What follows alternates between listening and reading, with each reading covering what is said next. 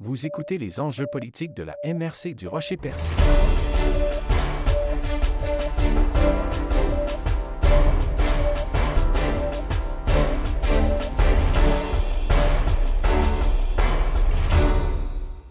Après la préfecture du Rocher-Percé, autour du maire de Chandler, Gilles Darèche, de déplorer les dépotoirs sauvages qui pullulent sur son territoire et en appelle à la vigilance de la population. Les dépotoirs sauvages en pleine nature ont été découverts sur le territoire de la ville de Chandler il y a plusieurs semaines, ce que déploraient les élus de la MRC du Rocher-Percé qui avaient mis la main sur des photos qui en a déconcerté plus d'un. Ce sujet continue de faire jaser alors qu'il a refait surface lors de la dernière séance municipale de Chandler par l'entremise du maire de la localité, M. Darèche. Les déversements d'eau usée non traitée, des menaces envers le maire, un nouveau camion de pompiers et des projets de construction d'unités de logement débutant dès le printemps prochain, probablement, si tout va comme prévu, ont aussi été soulevés. Bonne écoute. Alors, on y va en rafale, Monsieur le maire, en cinq sujets. Dépotoirs sauvages, oui. Disons-le. Le préfet de Rocher-Percé a commenté, on a vu vos images. Ici, sur votre territoire, vous avez des dépôts sauvages. Le message que vous lancez à la population, c'est quoi? Bien, comme probablement dans plusieurs endroits, là, qu'il y en a à grandeur de la MRC, probablement. Sauf que nous, il y a un résident qui est venu nous montrer des photos là, à la dernière réunion du mois passé. Oui. Du mois passé, c'est-à-dire. Puis, c'était vraiment pas beau à voir. Là. Dans le fond, oui, il y a des dépôts sauvages là, sur les terres, on peut parler de Chandler, Pabot, Saint-François, un peu partout. Puis on demande aux gens de ne pas faire ça. On a la possibilité de 10 voyages là, gratuit. Donc, c'est des gens qui vont amener un matelas dans le bois, ils mettent pas ça sur le dos, donc ils mettent ça dans un trailer ou dans un camion. Donc, si le camion va faire ça ou un trailer, ils peuvent l'amener là, à l'éco-centre, là. Puis je pense que c'est plate de voir ces photos-là. C'est moi qui ai amené les photos à la MRC. Monsieur Pariset en a parlé. Puis je demande aux gens d'être vigilants puis de pas essayer de comprendre là, que la nature, ça se protège puis de faire attention à ça. Très bien, Monsieur le maire. Dites-moi, Fondation Rivière, sur les ondes d'une radio locale, WFM, que vous étiez troisième.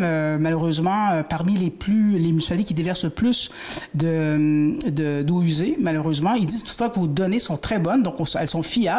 Par contre, depuis 2017, ça ne s'améliore pas. Vous lancez quoi sur la place publique comme message? Mais on y travaille sérieusement. On va rencontrer on a parlé beaucoup avec monsieur Beauchamp, là, qui s'occupe du dossier. Puis on va s'améliorer. Là, c'est notre but. On veut arriver à zéro déversement. Donc, on devrait y arriver dans les prochaines années là, à ce résultat-là. Vous avez parlé de menaces personnelles. C'est connu depuis des années. Les maires, les élus font face à des menaces quelconques. C'est pas nouveau, mais vous le vivez. Est-ce que c'est une première pour vous? Moi, oui, il y a eu des propos sur le réseau Facebook à un moment donné là, qui étaient quand même déplaisants d'un certain monsieur, mais là, c'est un peu loin aujourd'hui. Là. Okay. Puis 8h moins quart le matin, puis tu reçois un courriel, là, des courriels qui menaçants, là, puis c'est intimidant. C'est de l'intimidation, c'est des menaces. Donc, j'ai tout de suite avisé la Sûreté du Québec qui sont venus me rencontrer cet après-midi. Puis, à soir, à la réunion, il y avait à l'extérieur de la salle, il y avait la Sûreté du Québec qui était là. Ils ont venu me voir avant pour dire que c'était correct. Puis qui surveillaient l'endroit. Donc, c'est quand même déplaisant de voir qu'on est rendu, nous, là, comme élus, qu'on fait le tour de notre voiture là, tous les jours pour voir s'il n'y a pas eu du vandalisme. Puis, quand on arrive chez nous, puis il fait noir, on regarde à côté de la maison pour voir s'il n'y a pas quelqu'un de caché. C'est rendu quelque chose. On est juste des élus d'une petite ville. Chandler, c'est pas grand. C'est 7400, 7500 personnes. Donc, quand ils sont rendus à faire des menaces comme ça, c'est impressionnant. Puis, c'est pas plaisant pour une personne. Est-ce que moi, c'est sûr, j'ai un mandat de 4 ans, je vais le faire, mais est-ce que je vais faire un deuxième mandat? La question se pose. On vient pas en politique pour ça, là. On vient pas en politique pour ça. Moi, je suis venu en politique pour développer ma ville. C'est ce qu'on essaie de faire. Donc, on va parler de logement, on parle de dépenses à garderie, on essaie de développer le plus qu'on peut avec le budget qu'on a, mais on vient pas ici pour subir des menaces. Là. Des bonnes nouvelles, par contre, Monsieur le maire. Camion de pompiers, on a vu les photos sur Facebook, c'est des bonnes nouvelles? Un très beau camion, qui a été remis à neuf complètement. On a été chanceux d'avoir ce camion-là pour ce prix-là. 450 000 $. Quand un camion comme ça, aujourd'hui, se vend 2 300 000 $. Puis, il faut l'équipe, il est complètement refait. Ils ont refait le moteur, ils ont refait l'hydraulique. Tout a été fait au complet. Puis il est vraiment beau, il n'y a pas une tache dessus. Puis c'est surtout un camion qui peut sauver des vies. Hein. On parle d'une échelle de 100 pieds. Donc, l'échelle peut monter, le pompier peut monter jusqu'à 100 pieds.